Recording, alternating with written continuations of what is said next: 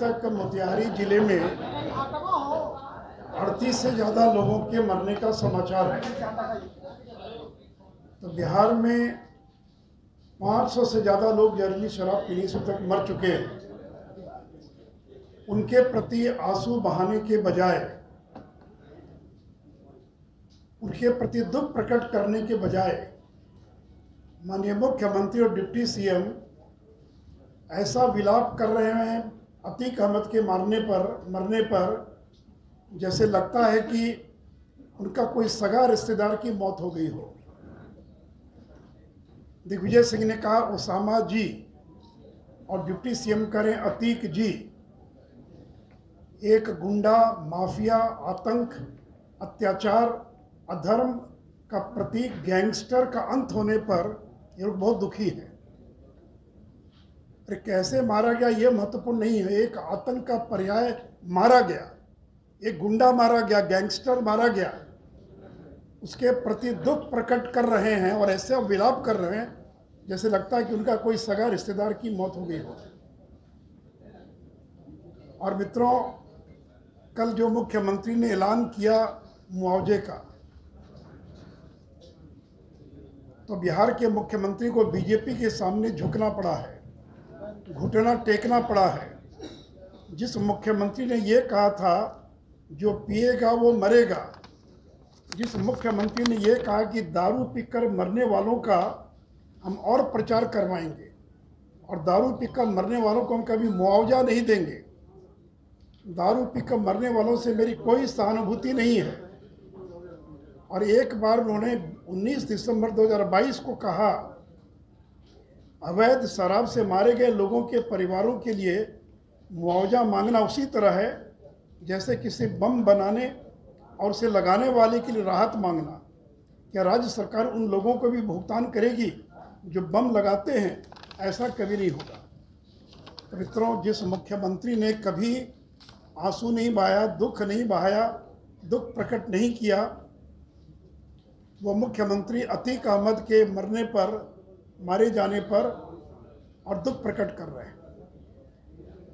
मित्रों, कल जो मुख्यमंत्री ने ऐलान किया है उसका पूरा श्रेय भारतीय जनता पार्टी को जाता है। सरकार ने कल ये स्वीकार किया कि अभी तक 199 लोगों की मौत हो चुकी है, जबकि भारतीय जनता पार्टी के अनुसार 500 से ज़्यादा लोगों की मौत जहरीली शराब पीने से हो चुकी है।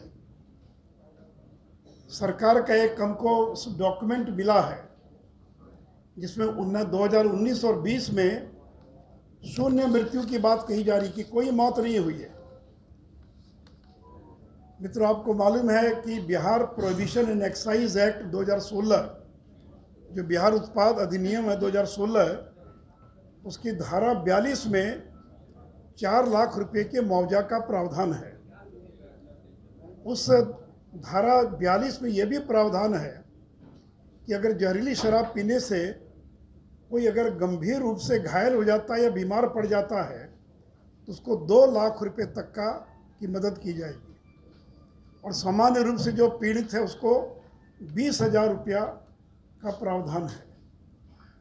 तो मरने पर 4 लाख, आंखों की रोशनी चली गई, गंभीर रूप से घायल हो गए, दिव्यांग हो गए, विकलांग हो गए तो 2 लाख, और सामान्य स्थिति में 20,000 रुपये का प्रावधान है।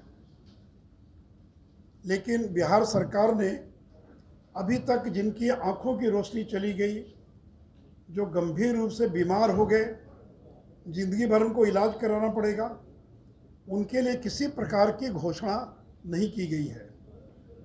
और जो मुआवजे की प्रक्रिया है उसको इतना पेचीदा बना दिया गया है कि अगर पोस्टमार्टम रिपोर्ट नहीं है, अस्पताल में भर्ती कराए इसका प्रमाण नहीं है, शराब विक्रेता का नाम बताना पड़ेगा, तो ऐसी शर्तें लगा दी गई है कि इसमें पोस्टमार्टम के अलावा अधिकांश लोगों को कोई सहायता नहीं मिल पाएगी।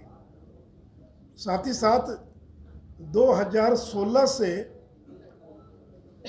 जब से ये कानून बना तब से उसी साल मुआवजा मिलना चाहिए था 2016 से, जो 17 में मरे, 20 में मरे, लेकिन सरकार 3 साल, 4 साल, 5 साल विलंब से मुआवजा दे रही है, तो परिवार तो उजड़ गया, बर्बाद हो गया। तो सरकार को जिन लोगों को विलंब से मुआवजा दिया जा रहा है उनको ब्याज सहित मुआवजा मिलना चाहिए। यानी 2017 में जिसकी मौत हो गई उसको आज आप 5 साल के बाद 4 लाख दे रहे हैं। अगर तत्काल पैसा दे दिया होता तो उसका परिवार जो है बच जाता, उसका परिवार बच्चों की पढ़ाई करा पाता। तो इसलिए वैसे लोगों को, चूँकि आपने विलंब किया है देने में, कानूनी प्रावधान है, आप देकर कोई एहसान नहीं कर रहे हैं, क्योंकि एक्साइज एक्ट की धारा 42 में प्रावधान है। अगर प्रावधान नहीं होता तो 2016 में गोपालगंज के खजूरबन्नी में 19 लोग जो मरे उनको 4 लाख का मुआवजा क्यों दिया आपने? कैसे दिया मुआवजा? किस नियम के तहत मुआवजा दिया? अगर 2016 में 19 लोगों को मुआवजा मिल सकता है तो 17 में, 18 में, 19 में, 20 में, 21 में, 22 में बाद में मरने वालों को क्यों नहीं मिलेगा?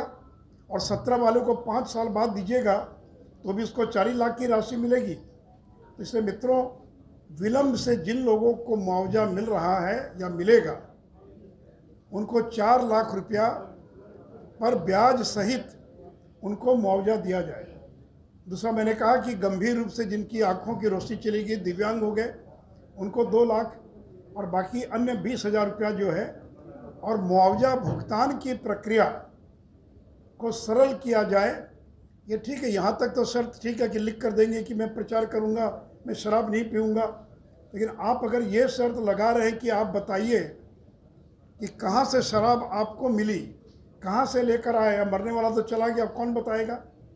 या अस्पताल में गए थे, नहीं, कोई प्रमाण और दीजिए। तो इसलिए इसकी प्रक्रिया को सरल किए जाने की आवश्यकता है। मित्रों, अभी तक जब से शराबबंदी लागू हुई है 5,17,000 लोग अभी तक गिरफ्तार किए जा चुके हैं। 5,17,000।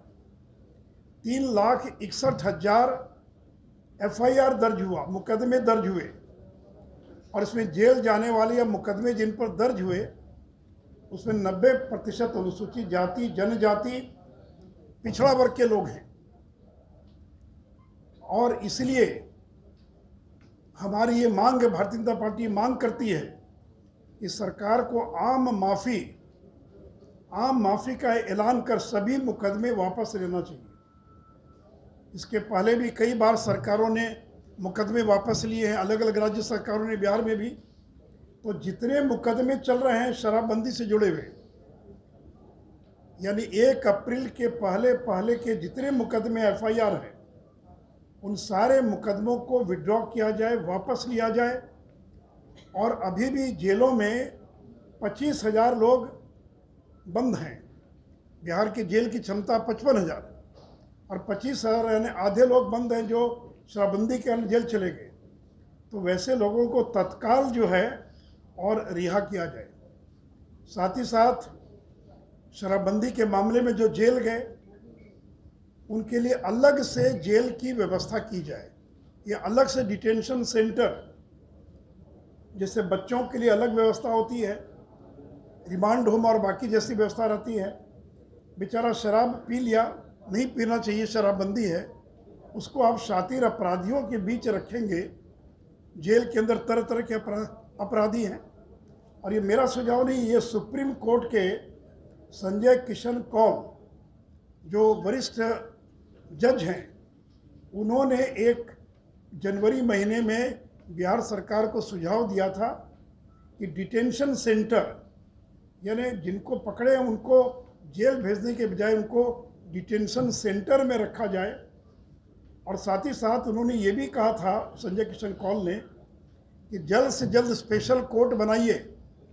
और मुख्यमंत्री की बार बार घोषणा थी कि स्पीडी ट्रायल कराएंगे, स्पेशल कोर्ट बनाएंगे। तो संजय किशन कौल की बेंच ने जनवरी में पूछा बिहार सरकार से, अभी तक आपने स्पेशल कोर्ट का गठन नहीं किया, कब तक स्पेशल कोर्ट का गठन करेंगे, कब जज की नियुक्ति करेंगे? और अगर आप नहीं कर सकते हैं तो हमको मजबूरन जेल में बंद सभी लोगों को रिहा करने का आदेश देना पड़ सकता है। यह मेरा वक्तव्य नहीं, यह सुप्रीम कोर्ट के वरिष्ठ जो जज है संजय किशन कौल, ये उनका वक्तव्य है।